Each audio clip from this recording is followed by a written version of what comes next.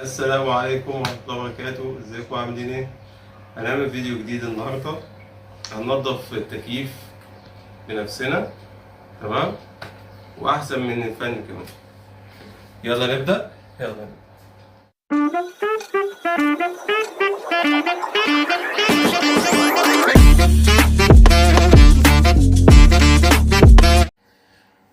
بسم الله الرحمن الرحيم. السلام عليكم ورحمة الله. هنبدأ تنظيف التكييف. هنعمل بدل بقى ما نجيب الفندي ونضيع وقتنا وهياخد فلوس وبتاع، هي حاجة صعبة بسيطة يعني. أنا كمان بنضفه أحسن، يعني بشيل الغطا ده زي ما انتوا شايفين، وأبدأ أرش مية في السربنتينة. دي اسمها السربنتينة، تمام. دي عبارة عن ريش صاج كده، خفيفة، خلي بالنا منها. والجزء الشمال ده منجيش عنده خالص، ده بتاع الكهرباء والكمبروسر، تمام. انا برش ميه على السربنتينه دي عشان دي كلها تراب، وبغسل ممكن الاجزاء اللي هي فيها تراب دي، بس برضه ما ادلوش ميه على موتور المروحه دي، تمام. كده انا خلصت، حاجه بسيطه جدا. كده غسلنا الوحده الخارجيه. وفي ناس ما بتشيلش الغطا ده، يعني بيرشوا ميه من كل ناحيه وخلاص. بس انا عشان ما اجيش عند الجزء بتاع الكهرباء واغسل السربنتينه دي كويس، غسلنا. نيجي للجزء الداخلي، حاجات سهله ان شاء الله. دي كده الغطا ده بيتشال، هيتغسل، كل ده هيتغسل. الريشه دي بتتشال،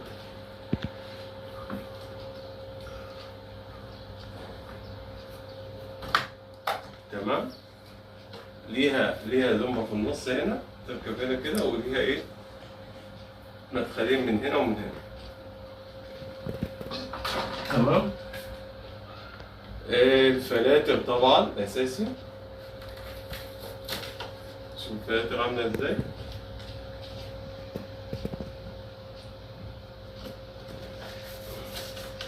فلاتر كلها طبعا.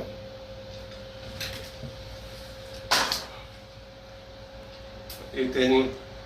الريشه دي بتتفك كده عشان نضبطها كويس، لان كلها تراب. كليبس بتشدها فوق بتطلع معاك اهي. شوف عامله ازاي، تيجي كلها. وشيل التانية، سهلة جدا اهي.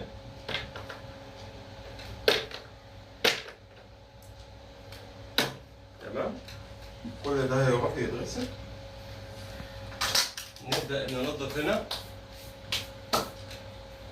هنعمل ايه؟ هنجيب بخاخة، لحظة واحدة، بخاخة فيها مية، وبغط برضه فيه مية دافية. هقول لكم ليه. نركن المية الدافية دلوقتي، والبخاخة معانا برضه نركنها دلوقتي. نجيب مكنسة يا جماعة. كل مكنسة بيبقى معاها فرشة صغيرة زي كده.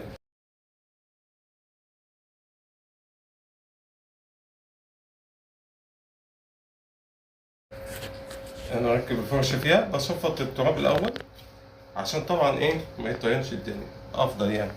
اللي ما عندوش مكنسة بقى يمسحها بحتة كده مندية ولا أي حاجة. نشغل.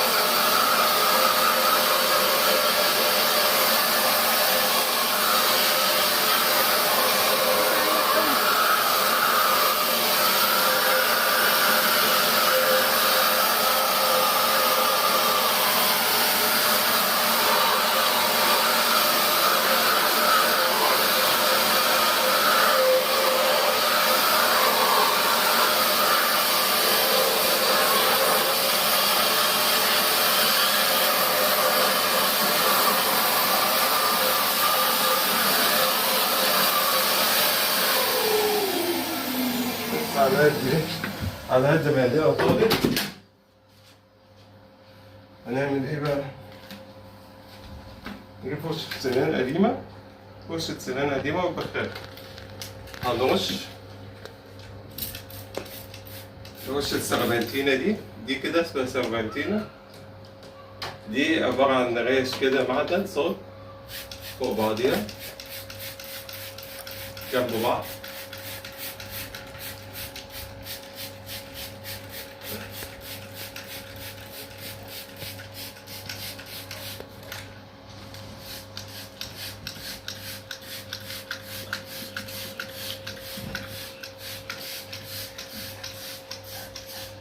بصوا يا جماعة بالفرشة كده، دي ريش صاج نمشيها زي ما هي ماشية كده، زي أسنان المشط كده جنب بعض عشان دي بتتطبق. هنمشي معاها كده واحدة واحدة.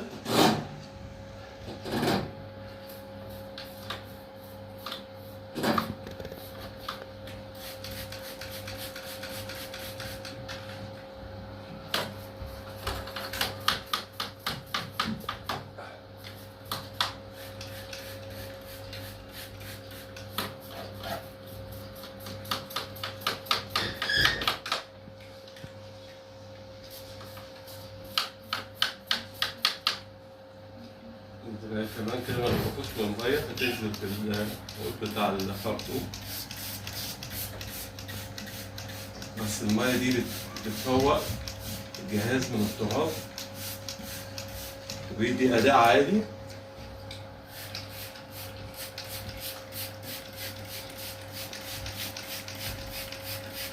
كده احنا بنطير التراب وفي نفس الوقت ايه نغسل الايه السربنتين.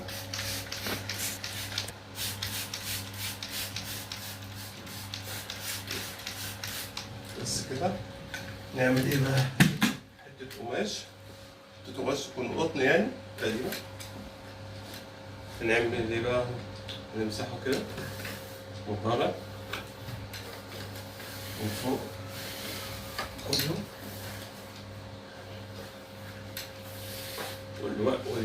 والجزء الحوض ده كده هنمشي في الفوطة نمسحه عشان يقفل مليان تراب.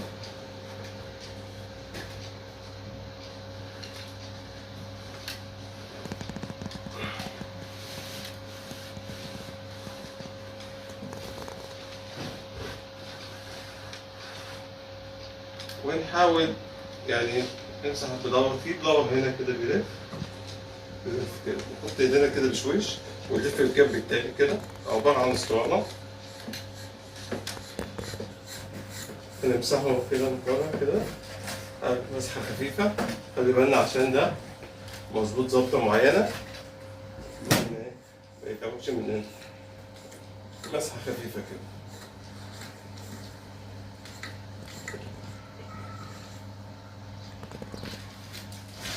عارفة تشوفوا الطين ده ولا لأ؟ شايفين الغمقان؟ تمام؟ نبدأ نمسح بقى من الجناب.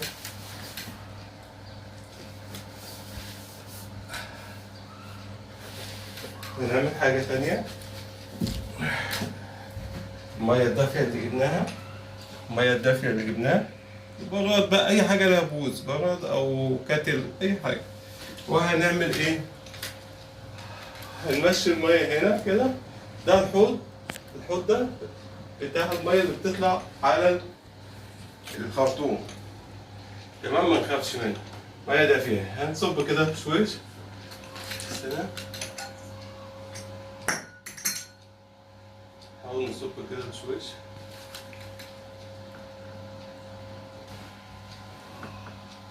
ايوه كده، شايفين يا جماعة؟ شايفين المية قد ايه؟ كل ده المية دي بتطلع على الخرطوم برضه. ليه بنعمل بمية دافية؟ عشان ده إنها تراب بروتين، فتلاقيه يتقف مقفول. مشغلوش طبعا بقاله سنة.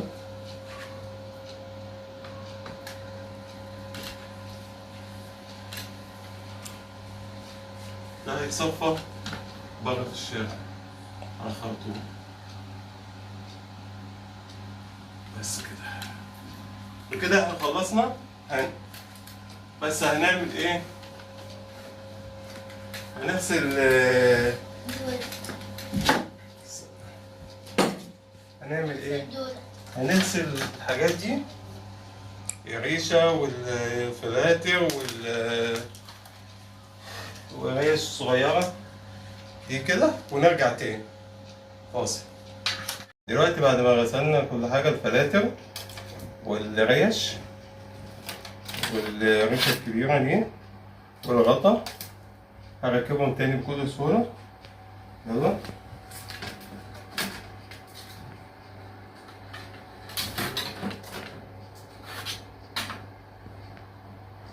هنبدأ نركب ايه؟ الفلاتر، سهلة جدا. ايه. تمام. التاني.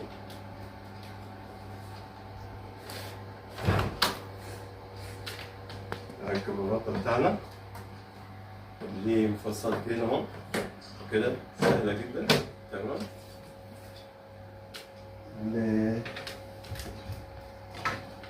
الريش الصغيرة سهلة برضو.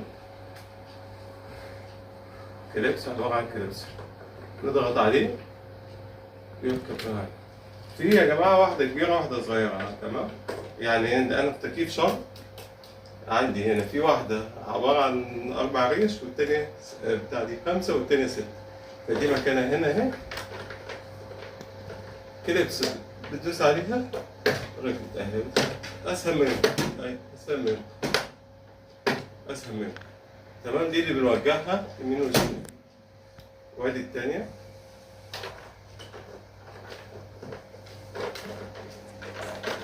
سهلة اهي.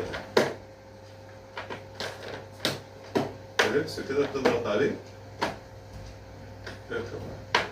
خلاص كده خلصنا. وادي ريشة دي في زومبا في النص، في يعني حامل في النص كده بنمسكها، وفي الجنبين دول صغيرين كده يمين وشمال. هنركب ايه؟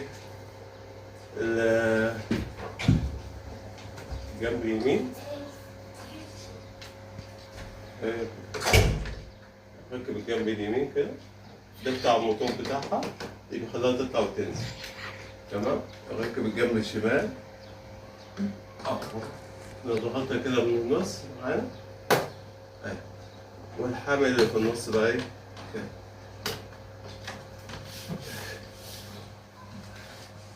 وبكده نكون خلصنا نظافة التكييف بدون اي فني. احنا متهيألي خدنا 10 دقايق في الوحدة اللي بره واللي جوه، ما كملناش يعني. وكده هتلاقي التكييف يعمل معاك احلى اداء.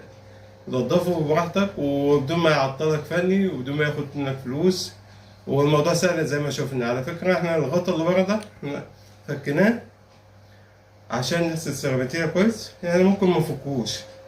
في ناس بتدلق مية من الجناب وخلاص، بس اهم حاجة نبعد عن الكمبرسور، الجزء الكهرباء اللي في الشمال ده، ونغسل السيرامنتينة بس. تمام. كده هتشوف منه احلى اداء. التجربة اللي احنا عملناها احنا لسه يا دوب هنشغله من الشتاء، ما شغلناهوش لحد دلوقتي، فلازم ينضف التنظيف ده. تمام.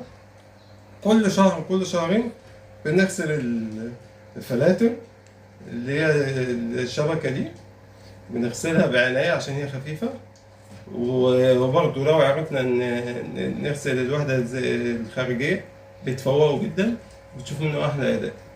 وبكده نكون خلصنا الفيديو، وأرجو تكونوا استفدتوا معانا، وإلى اللقاء في فيديو آخر. السلام عليكم.